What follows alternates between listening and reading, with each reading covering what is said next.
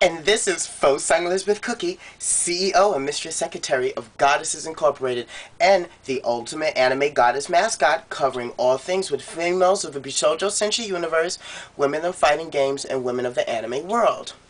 So, in this episode, I'm talking about the latest update that I actually saw on Yahoo News. It's the next series in Marvel movies.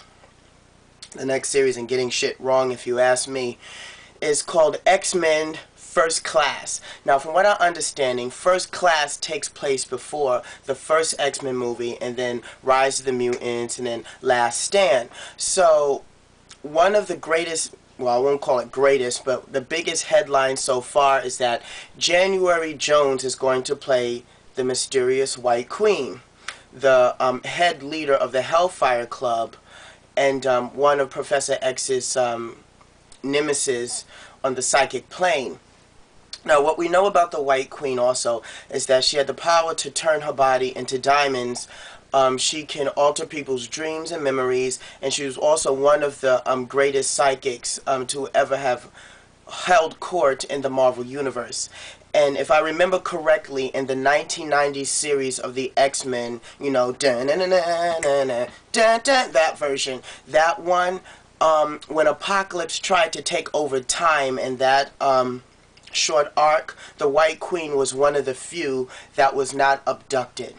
Also, Lilandra, ex-girlfriend, and could have been a future wife of Professor X had she not had to watch over the Shi'ar Empire, was also one of the other psychics that was not abducted by Apocalypse.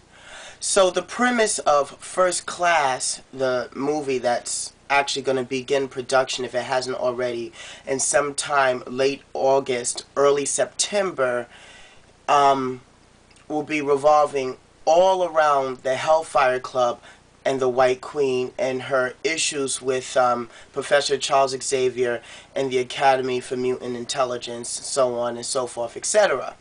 Now, the only interest I really have is with the White Queen, one of her right-hand villain females called Sage.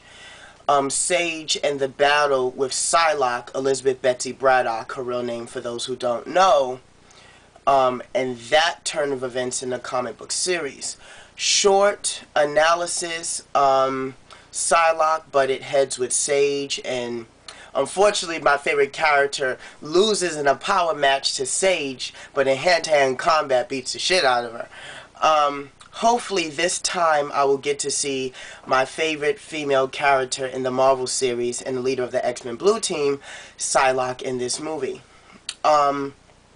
It's kind of weird to see a new director put a whole new spin onto the new X-Men movie, given that the current director who did the first 3 movies did not know what he was doing at all and just managed to just mix every single group affliction under one umbrella. I assume that in The Last Stand, the 3rd sequel, that they had put the Hellfire Club, the Starjammers, Generation X, X Factor, they just put everything under one umbrella and just called it one whole big war. Characters that did not exist in the Marvel Universe suddenly just appeared in the movie, where no one could not even make out who they were or even recognize if they existed or not. When they did the whole Skin analysis, because Skin was a character in Marvel, as far as I can remember, and he had a couple of cards too by Flair back in the early 1990s.